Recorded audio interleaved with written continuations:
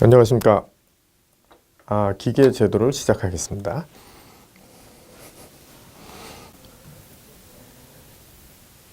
제도에서는 일단 제도법, 투상법, 단면법, 치수기, 거칠기, 끼워맞춤 공차, 기하공차. 사실 기계 제도는 전산응용 기계 제도에서 가장 많이 출제되는 문항을 가지고 있죠. 그래서 한 30문제에서 35문제를 구성하고 있기 때문에 여러분들이 좀 잘 공부를 해야 합니다. 네.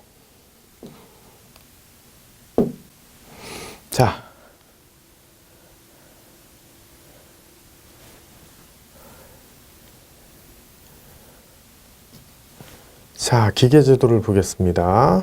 제도법, 제도 통칙. 요거는 KS 0005.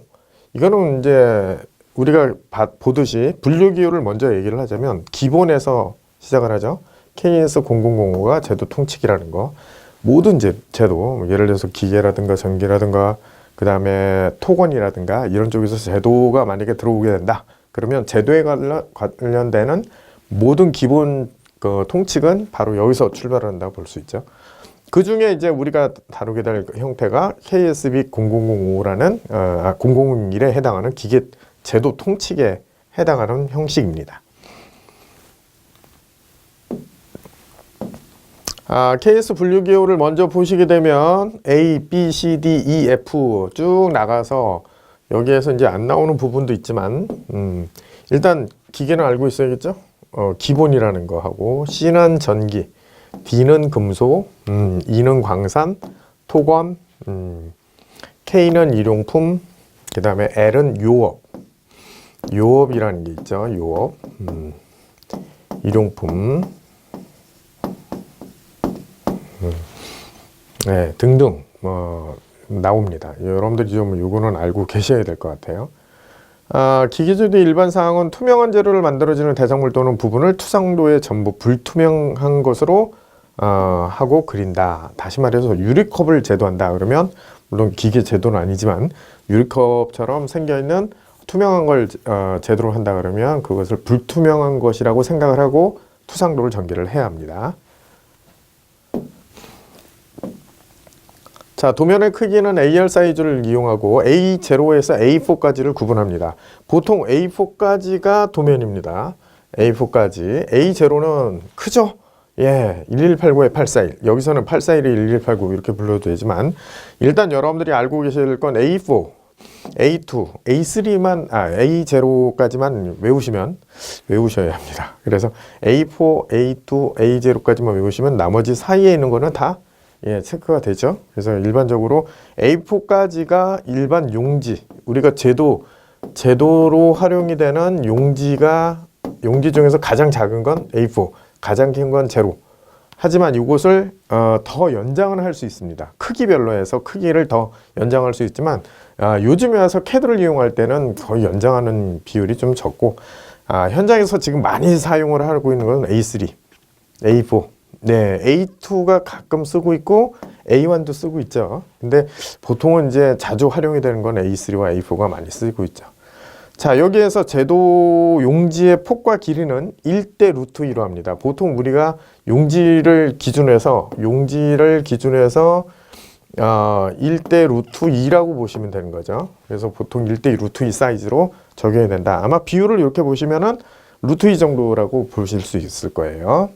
자, 그 다음에 용지에 해당하는 부분에서 용지 크기에 해당하는 부분을 지정을 할 때 우리가 보통 용지를 적용해서 사이즈를 만약에 만든다 그러면 보통 요 안에 우리가 도면 양식에 해당하는 부분에서는 현재 우리가 그 중심 마크라는 부분이 있어요. 중심 마크라는 부분이 있고 그 다음에 요 테두리 선이라는 형태를 만들죠. 요것이 용지선이라면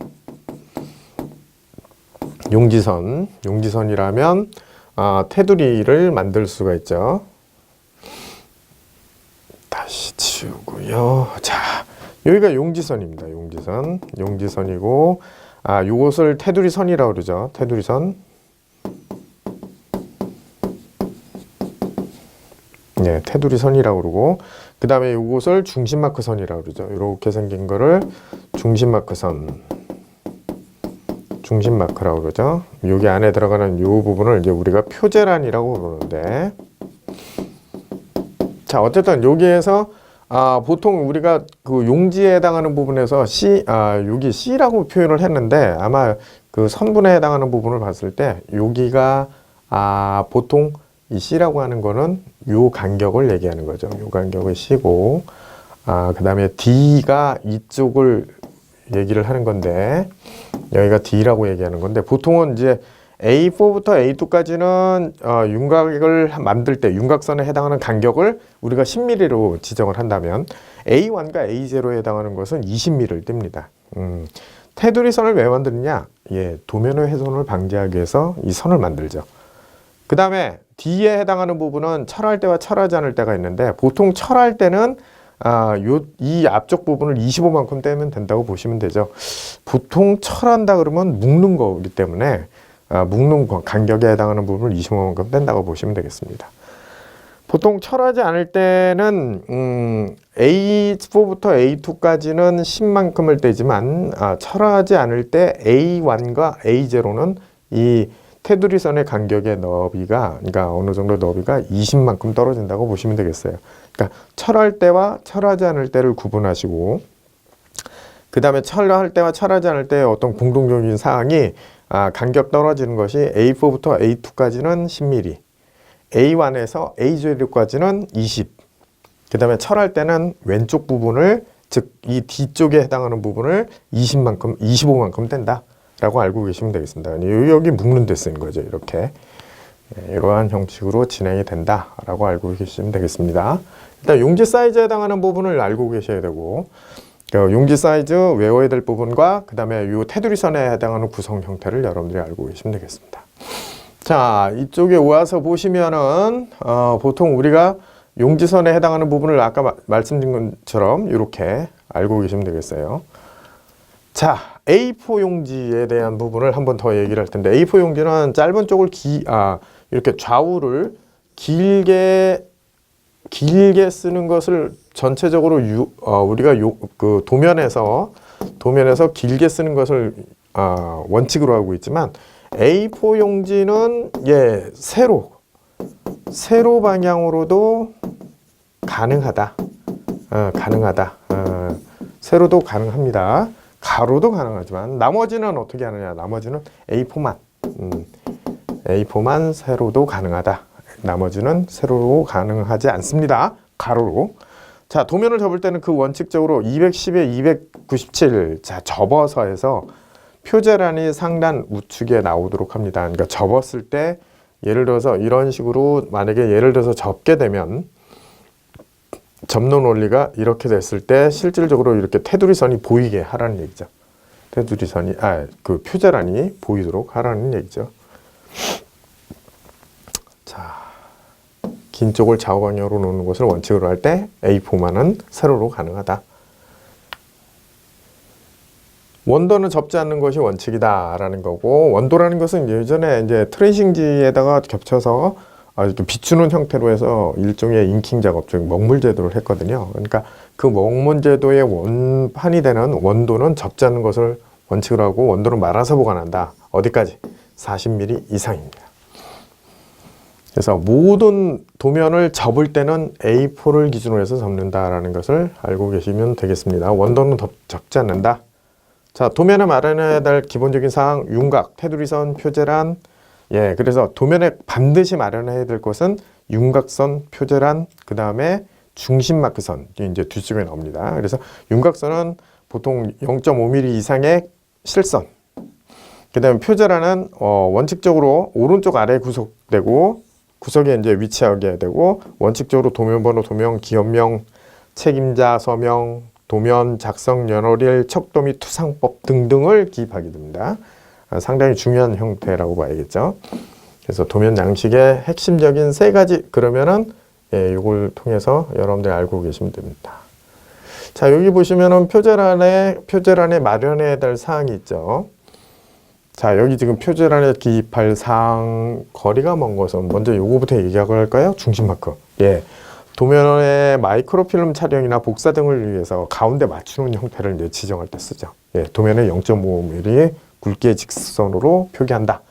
표제란에 기입하는 사항으로 거리가 먼 것은 여기서는 도면 번호, 도면 명칭, 부품 기호, 투상법 이렇게 돼 있죠.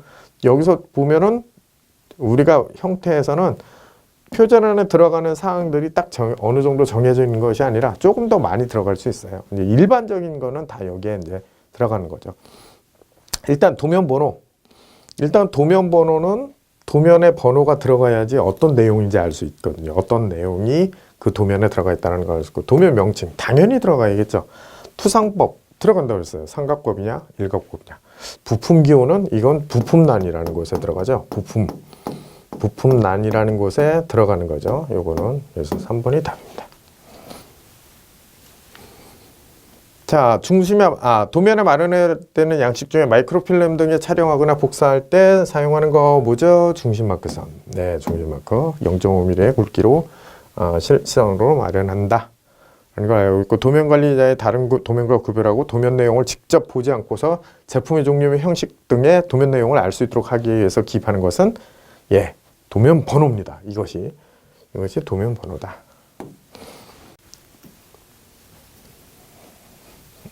자, 도면에 마련한 것이 바람직한 사항은 비교 눈금.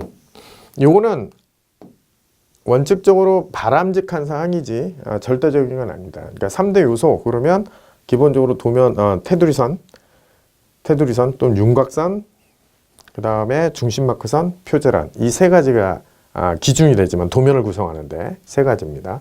비교 눈금, 도면구역, 재단마크, 부품란은 사실 이제 마련을 해도 되고 안 해도 되는 거죠. 이제 필요할 때 활용을 하는 거죠.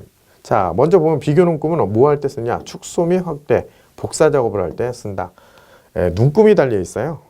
옆에 형식에서 이렇게 보시면은 여기에다 이제 눈금을 넣죠. 이런 식으로 눈금이 들어가 있는 형태가 바로 이 비교 눈금이고, 도면 구역에 해당하는 것은 보통 보게 되면 A에 뭐 1열, B에 2열 뭐 이런 식으로 구분이 돼 있죠. 그래서 뭐 B 구역의 이 항이다, 이 부분이다, 아니면 B2의 뭐에 가서 이렇게 지정이 되면 요 구역에 찾아가서 해당하는 내용에 대해서 설명을 할 수 있는 거죠. 도면 구역이라고 그러고, 재단 마크는 양쪽 사이드에 해당하는, 그러니까 롤지 같은 경우 일반적으로 한 장씩 나와 있는 용지가 아니라 이렇게 어떤 나중에 재단을 해야 하는 형태면 여기에다가 이제 이렇게 재단 마크 표시를 하죠. 어떤 표시하는 형태가 좀 다를 수도 있는데 여기 이제 절치하라는 거죠. 그래서 도면에 재단 마크라는 거고, 부품란은 표제란이라는 것이 표제가 여기 있으면 부품란에 해당하는 부분은 요 부분이나 요 상단, 필요에 따라서 위치는 관계없는데 이렇게 지정을 하고, 나중에 이제 수정이나 해당하는 부분들이 여기 있죠. 리비전, 수정사항, 도면에 수정사항이 들어가는 것들이 있죠.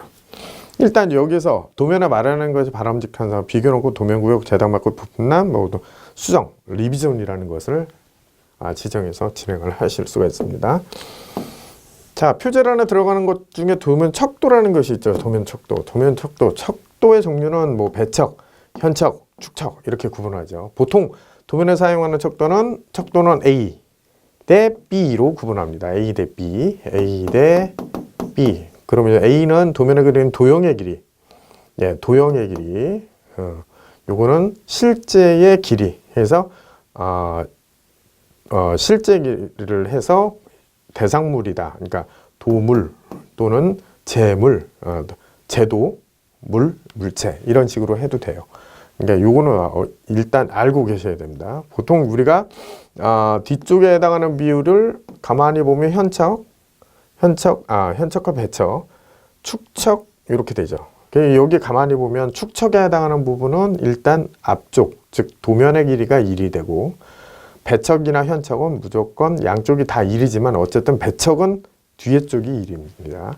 그래서 여러분들이 알고 계셔야 될 것은 도물 또는 재물 이런 식으로 외우셔야 됩니다. 재물, 제도, 물체 이런 식으로 알고 계셔야 됩니다. 꼭 알고 오십시오. 뭐 배척이면 금방 알거든요. 이렇게 하면 이게 2분의 1이구나, 2대 1이구나, 2분의 1이구나. 그럼 0.5죠. 그러니까 축척 이런 식으로 알 수 있는 거죠. 예, 1대 2 똑같은 얘기죠. 근데 이제 1대 1 놓고서 물어보는 경우가 있어요. 그러면 재물 이런 제도 도형 그다음에 물체 이런 식으로 구분을 하시면 되겠습니다. 규격에서 정한 척도 중 우선적으로 사용하지 않는 축척은 사용하지 않는 축척이 있죠. 비율이 애매한 거, 비율이 애매한 거, 이거죠. 보통 뭐 여기에서 1란에 해당하는 부분이 나오고 그다음에 2란에 해당하는 것이 나오는데 가능하지만 될 수 있으면 1란에 해당하는 부분으로 척도 비율을 지정을 하죠.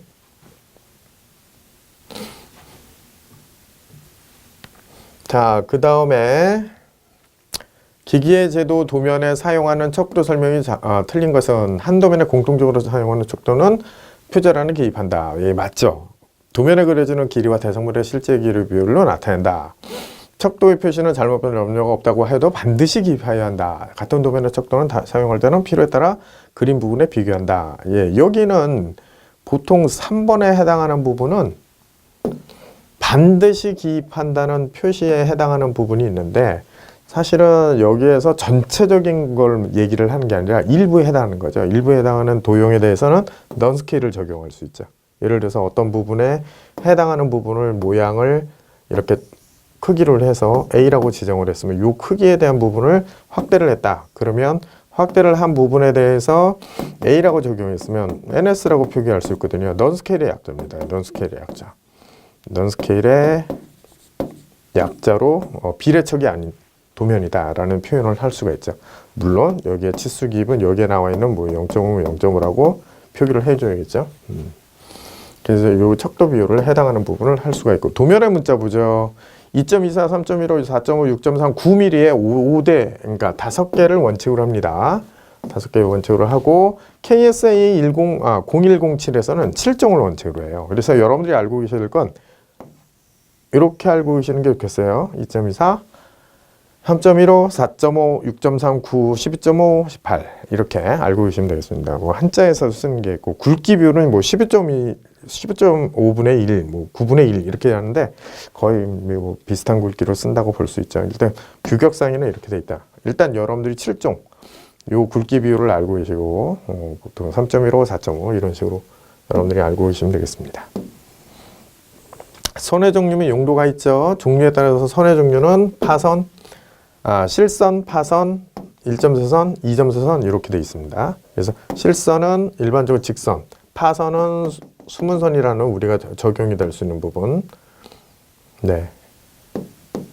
이런 식으로 적용을 할 수 있는 거고 1.4선은 이런 식으로 1.4선이고 2.4선은 내시드가 이렇게 2개씩 들어가는 거죠. 이건 아닙니다. 그래서 이 타입은 이렇게 하나, 둘, 셋, 4개 타입으로 적용이 될 수 있다라는 걸 알고 계시면 되겠어요.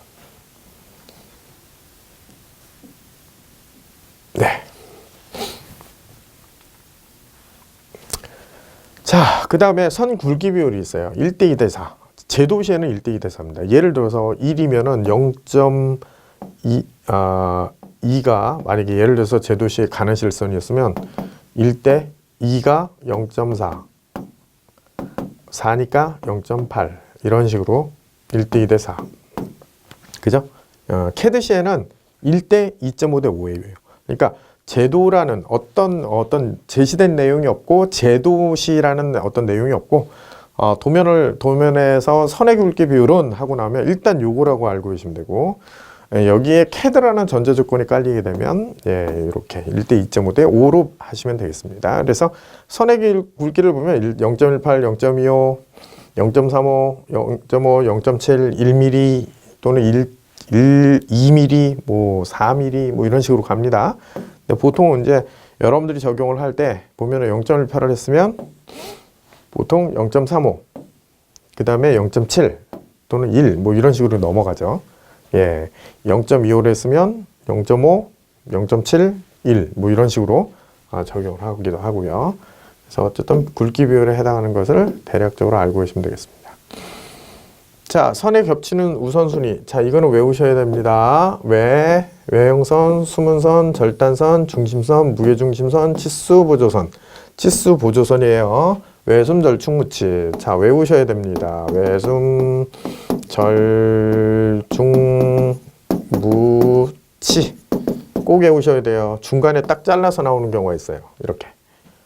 그래서 외우셔야 되고요. 우선순위. 우선순위는 뭐냐면 개념적으로 같이 겹쳐서 그리는 게 아니라 겹쳤을 때는 그 선을 그린다는 얘기예요.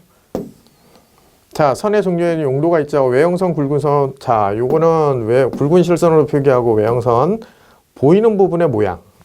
치수선은 치수를 기표해서 치수 문자가 있는 겁니다.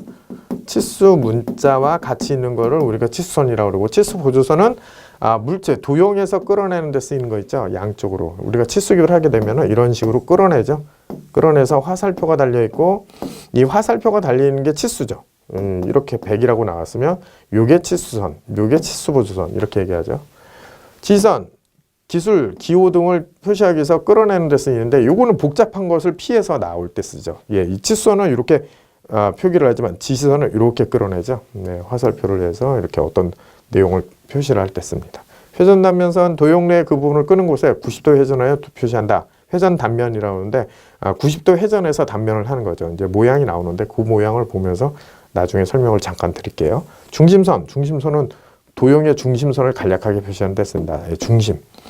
자, 수준면선, 예, 수면이나 유면의 위치를 쓰인다. 우리가 만약에 탱크로리가 있으면 물의 형태가 어느 정도 찼다. 요 선은 바로 가는 실선. 그러니까 수준면선, 가는 실선으로 그린다는 거예요. 가는 실선을 쓴 걸 가만히 보니까 치수선, 치수보선, 지서, 외형, 회전단면선, 중심선, 중심선도 가는 실선 쓴다는 걸 알고 계셔야 돼요. 수준면선. 자, 그 다음에 숨은선은 뭐 파선인 거 아실 겁니다. 가는 파선 또는 굵은 파선을 경우인데, 가는 파선 같은 경우는 예를 들어서 어떤 굵기 비율에서는 일반적으로 가는 파선을, 일반적인 숨은선은 가는 파선이지만 나사를 나타냈을 때 굵기가 따로 지정되어 있는 경우가 있어요. 그 굵기가 따로 지정되어 있는 상태에서는 굵은 파선, 가는 파선을 구분하실 수가 있습니다.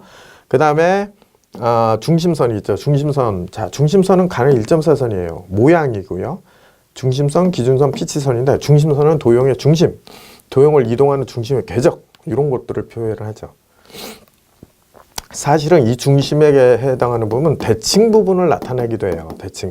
대칭 위치, 중심선을 표현해서, 예, 그거는 이제 나중에 말씀드릴게요.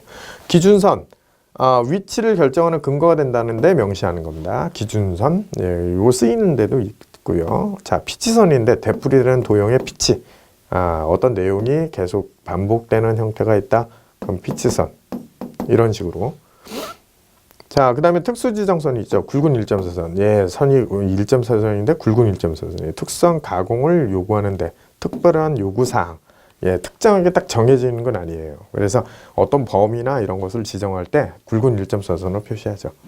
범위 표시입니다. 범위 표시. 요구사항을 적용할 수 있고 특수 가공을 지정할 때 쓰는 거다. 라는 걸 알고 계시면 되고, 가상선이 있어요. 인접 부분을 참고하는데 표시하는데 요거 잘 나오죠. 가는 2.4선이고요. 공구지구중의 위치를 참고로 나타낼 때 가동 부분의 이동 중 특정한 위치 또는 이동 한계, 가공 전후, 그 다음에 되풀이되는 것을 반복할 때, 그 다음에 도시된 단면의 앞쪽에 있는 부분, 예를 들어서 단면을 하면 날아가잖아요. 앞쪽이 이제 안 보이는데 그 앞쪽에 해당하는 부분이 윤곽이 어떻게 생겼다라는 것을 가상에서 표현하는 것을 가는 2.4선이라고 합니다. 자, 또 하나 있죠. 가는 2.4선 모양은 단면의 무게중심을 연결하는 데 쓰인 선. 예, 요거 사용할 때 무게중심선이라고 얘기를 합니다. 예, 이렇게 해서 내용을. 자, 파단선이 있어요. 파단선, 불규칙한 선이고요. 불규칙한 선은 가는 선 또는 지그재그 선을 이용할 수 있고, 일부를 파단한 경계 또는 일부를 떼는 경계를 표시한다. 절단선, 가는 1.4선하고 끝부분 및 방향이 이렇게 굵게 변하는 거예요. 그래서 굵게 변하고 1.4선, 1.4선입니다. 굵게 변하고, 여기 굵게 변하고, 시작과 끝. 이렇게, 이런 식으로 표시를 하는 거죠. 그래서 예를 들어서 A, B, C, 그러면 해당하는 어떤 단면 형태의 모양이 있다면 이런 식으로 A부터 A, B, C라는 형태의 단면을 표시하실 수가 있죠. 그래서 1.4선 끝부분과 방향이 전환한 부분에 굵게 칠한 겁니다. 형상은 어쨌든 일점세선으로 되어 있다는 얘기예요. 해칭, 가는 실선으로 규칙적으로 늘어놓은 거. 예, 단면도 절단 부분을 나타낼 때 쓰는 거고요. 특수한 용도에서는 가는 실선, 외형선 및 수문선의 연장을 표시하는 데 쓰인다. 예, 용도를 잘 봐두세요. 평면이라는 것을 나타내는 데 쓰인다. 위치를 명시하는 데 쓰인다. 라는 거죠. 그래서 우리가 보통 이제 가는 실선의 용도가 상당히 많아요. 예, 잘 알고 계셔야 되고, 아주 굵은 실선은 얇은 부분에 단선 도시하는 데 명시한다. 라는 걸 알고 계시면 되겠습니다. 자, 뒤에서 도형론으로 한번 말씀을 더 드릴 거고요. 자, 축에서 도형 내의 특정 부분을 평면 또는 구멍의 일부가 평면임을 나타낼 때 하는 도시하는 방법. 예, 가는 실선으로 대각선으로 그린다. 예를 들어서 원형의 부분에 이렇게 돼 있는데 이 부분을 이 부분 자체가 이렇게 사각형으로 돼 있다. 예를 들어서 이 사각형이 이렇게 돼 있다.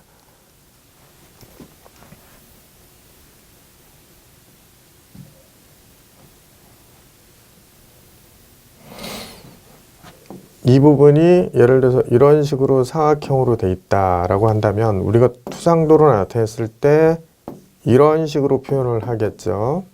근데 여기서 원과 사각형을 구분하기가 물론 치수기부로도 구분할 수 있지만 여기다 가는 실선으로 대각선으로 표시한다는 거죠.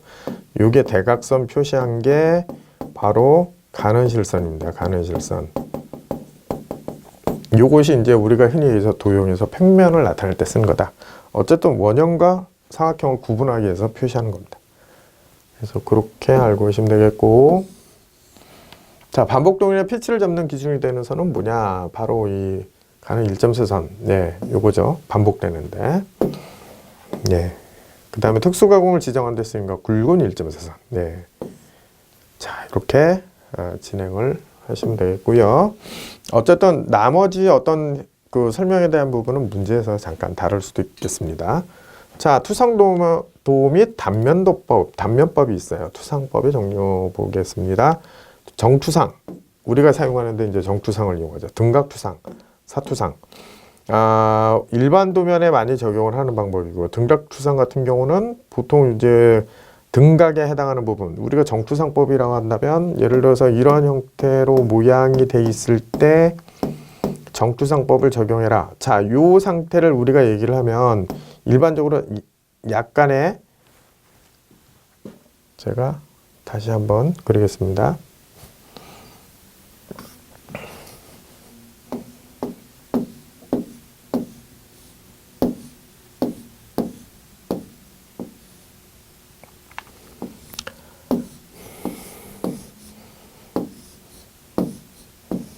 자, 이렇게 그린다고 가져간다면 예, 도형이 잘 안 그려지네.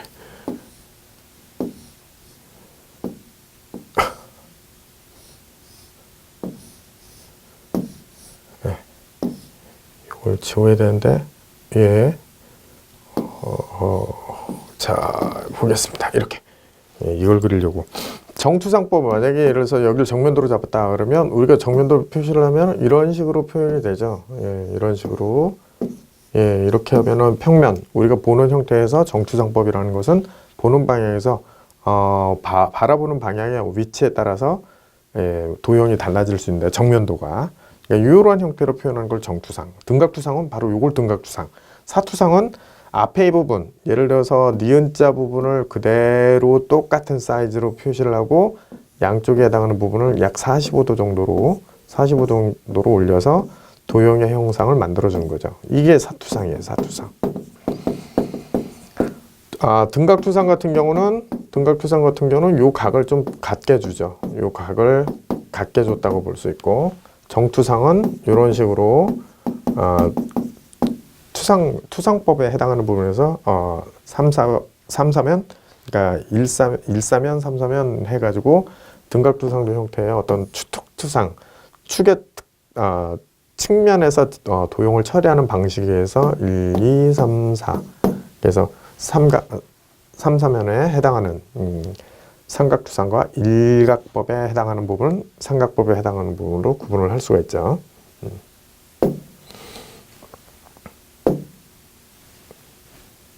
자, 정투상법에 대한 설명이 잠깐 나오죠. 투상법은 삼각법에 따른 걸 원칙으로 하고, 여기서는 아예 막바로 삼각법을 얘기를 했네요. 투상법은 삼각법을 따르는 것을 원칙으로 한다. 기계에서는 그래요. 토목 선박제도 외에는 일각법을 쓴다. 얘네들은 일각법을 많이 쓰죠. 선체 만들 때. 그래서 기계 쪽에서는 거의 일각법입니다. 거기 기계, 건축, 나머지 부분도 이제 일각법을 삼각법을 많이 쓰는데 이 도형을 배웠을 때 정면도, 우측면도, 좌측면도, 평면도, 저면도, 배면도라고 그러죠. 그래서 이러한 형태를 이제 지정을 하고요. 형태로는 우리가 봤을 때 이렇게 되어 있는데 일각법하고 비교가 되죠. 살짝 비교가 되는데 일각법을 가만히 볼까요? 자, 보는 방향에서 눈에서 물체에서 투상면이라고 하죠. 눈에 물체가 보이고 반대쪽에 투상면이 존재를 하는 원리이기 때문에 삼각법에서는 눈 투상면 물체거든요. 투상면 앞에다 대고 우리가 그린다는 거예요. 직접 보면서. 그래서 눈 물체 투상면에 해당하는 부분 일각법이죠. 일각법은 이제 올리겠습니다. 일각법은 삼각법의 원리와 좀 달리 내가 만약에 정면도에서 봤다. 그럼 정면도는 똑같아요. 배면도도 똑같아요. 배면도도. 근데 좌측면도는 어떻게 되냐? 좌측에서 보고 우측에다 갖다 준다는 얘기예요. 우측에서 보고 좌측에다 갖다 준다는 겁니다. 그러니까 보는 방향의 위치는 똑같아요. 똑같은데 갖다 주는, 그러니까 도형이 배치되는 위치만 서로 바뀌었다고 보면 돼요. 삼각법에서. 그것만 인지를 하시면 일각법에 대해서 별로 복잡하진 않으실 겁니다. 자, 넘어가면 투상법의 기호. 자, 요거는 이제 국제표준 형태로 이해가 되는 거니까 알고 계시기 바랍니다. 이렇게 일각법과 삼각법에 해당하는 기호 표시. 표제란을 기입을 합니다. 자, 투상도 선택이 되어 있습니다. 주투상도 대상물의 모양, 기능을 가장 명확하게 표시하는 면을 우리가 주투상도로 한다. 자, 투상법을 적용하는 데 있어서 정면도를 선정한다 그러면 정면도는 어떤 물체가 딱 정해져 있는 건 아니에요. 그러니까 그 제도하는 사람에 따라서 제도하는 사람 기준에 따라서 정면도가 설정이 될 수도 있지만 일반적으로 어느 정도 명시화돼 있죠. 어떻게 대상물의 모양, 기능을 가장 명확하게 표시하는 면을 우리가 정면도로 잡는다. 보통 조립도상에서는 어떻게 하냐? 주로 기능을 표시하는 도면에서는 대상물을 사용하는 상태로 합니다. 사용하는 상태.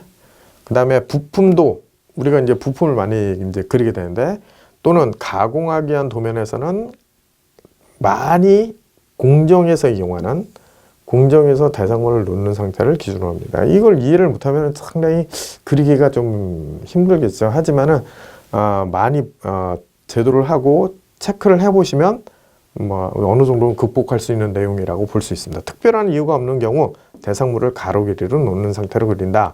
기다란 거는 일단 이렇게 놓는 상태로 그립니다. 기다랗게 세워서 그린다거나 이러지 않고요. 보통 선삭 부분에서 보면은 가공을 했을 때 가공 형태에서 많이 가공된 쪽을 우측에다 둡니다. 많이 가공된 쪽을 우측으로 둔다는 거죠. 그리고 많이 가공된 쪽을 우측으로 둡니다. 이런 원리를 이제 이해를 하시면 되고 예를 들어서 이러한 형태의 어떤 축 모양의 핀 모양이 있으면 헤드 쪽에 해당하는 부분이 왼쪽에 있고 오른쪽이 많이 가공된 걸로 보시면 되죠. 그래서 이제 반대로 이제 무거운 쪽을 왼쪽에 둔다 이렇게 얘기를 하기도 합니다. 무거운 쪽을 왼쪽에 둔다.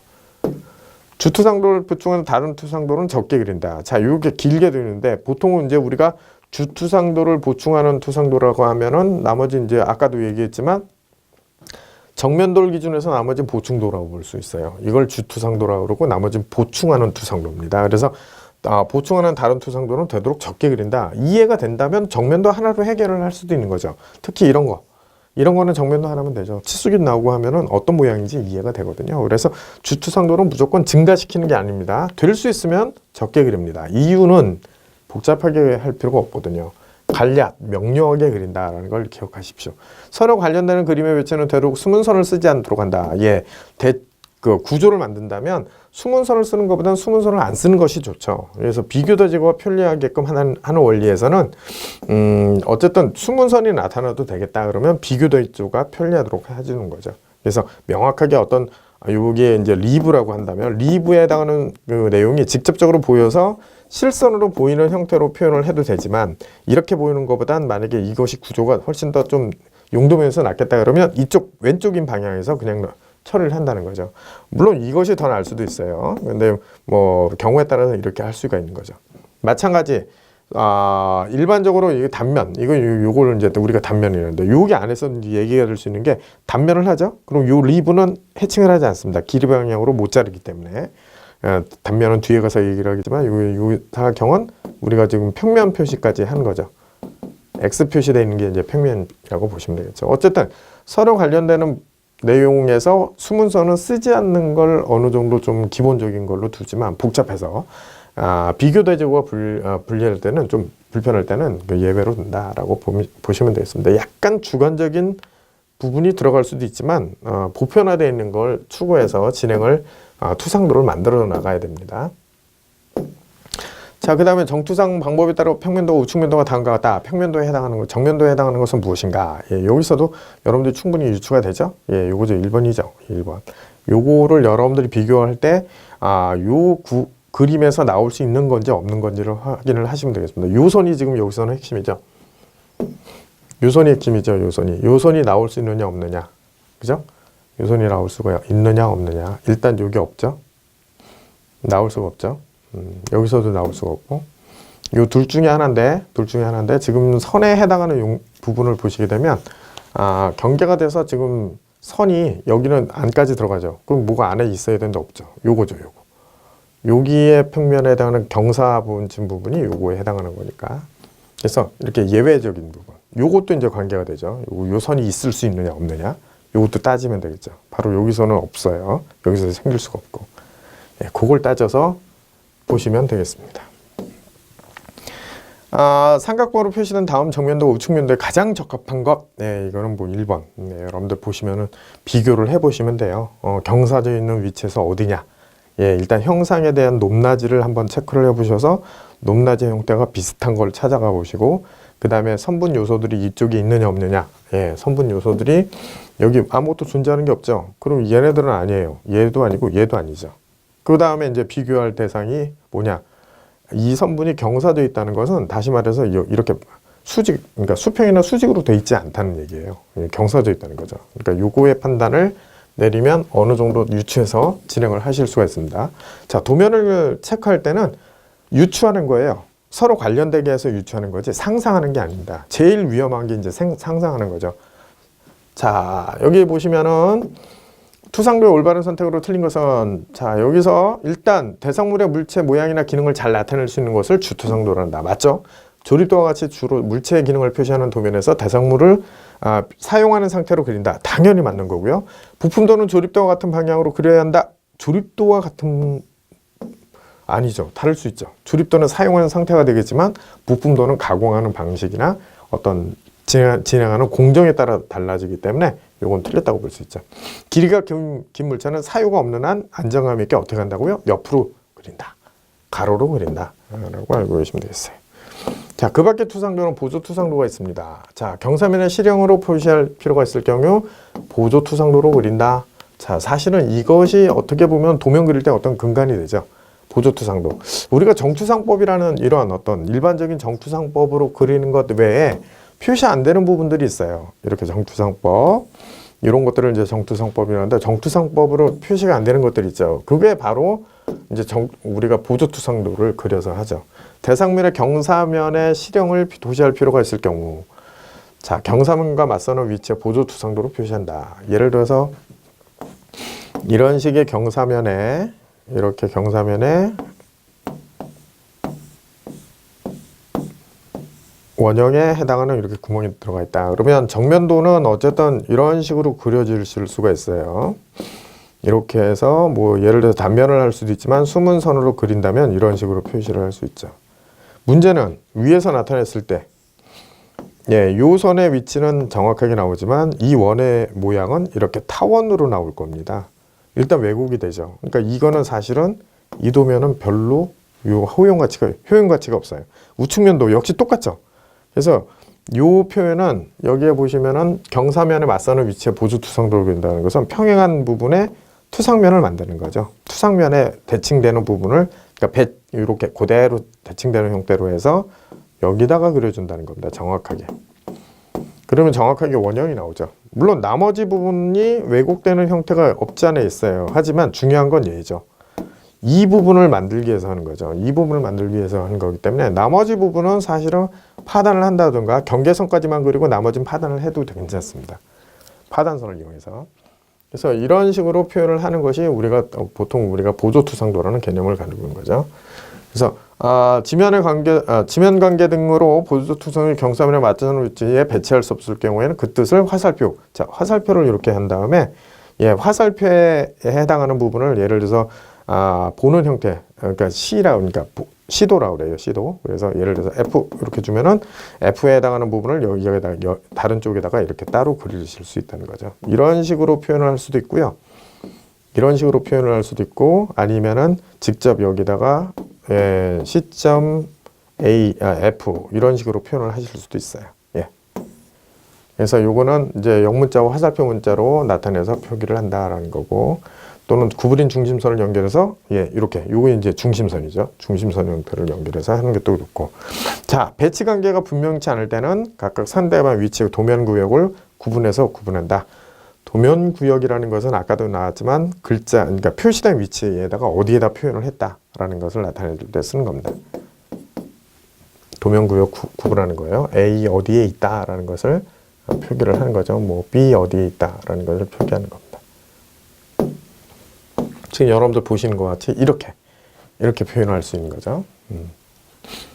자, 제가 아까 설명드린 내용대로 이렇게 경사진 부분에 정확하게 배치되는 위치가 애매할 때는 이렇게 여기도 마찬가지 중심선을 표현해서 어느 위치에 있는 거를 어디에 있다라는 것을 그러니까 요 도형이 2-7에 있고 B-2가 B-2에서 본 거라 이거죠. 이런 식으로 표현을 할 수 있다는 얘기죠.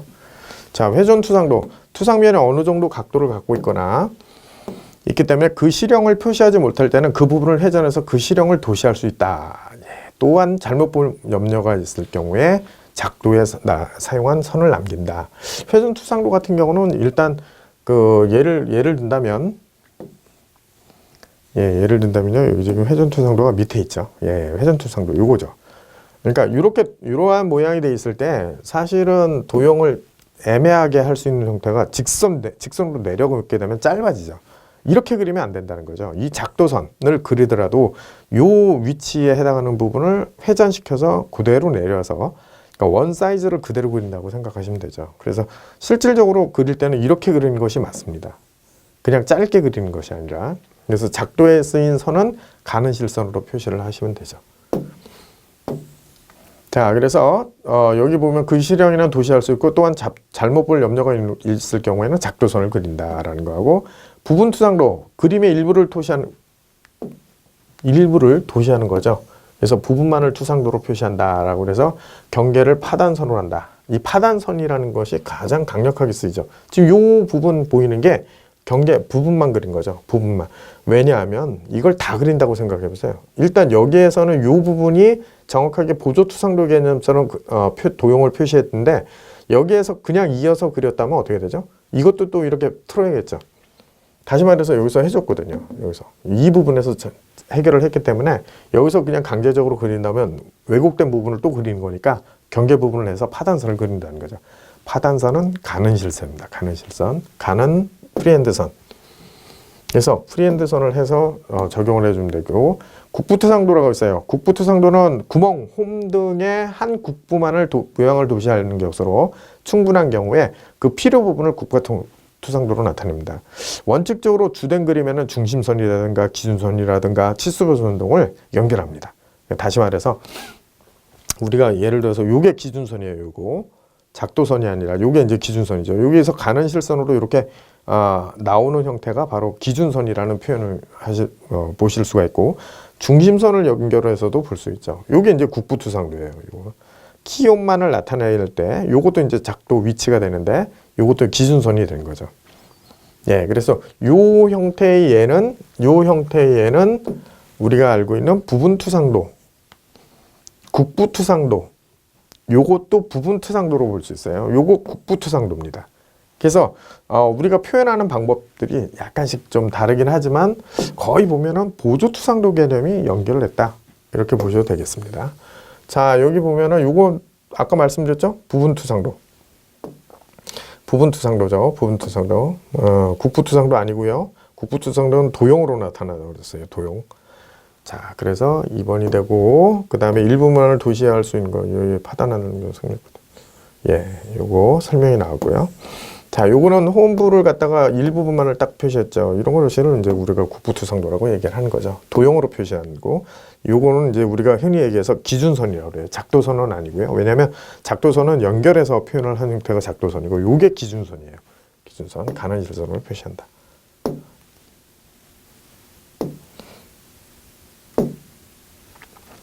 자, 그 다음에 부분 확대도가 있습니다. 예, 부분 확대도.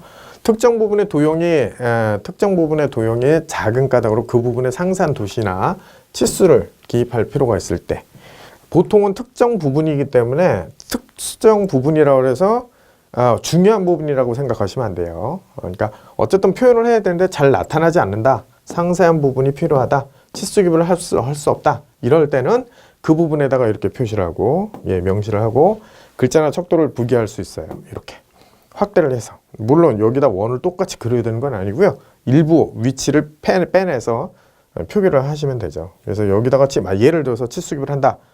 그러면 여기에 원래 사이즈를 갖다가 여기다 기입하시면 되는 거죠. 그래서 척도 대신 확대도라고 부기해도 좋고요.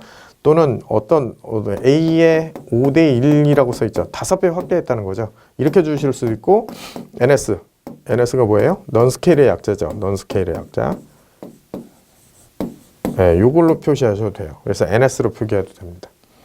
그래서 치수는 어쨌든 원래 사이즈, 원래 크기로 그린다, 원래 크기로 표기한다라는 걸 알고 계시면 돼요.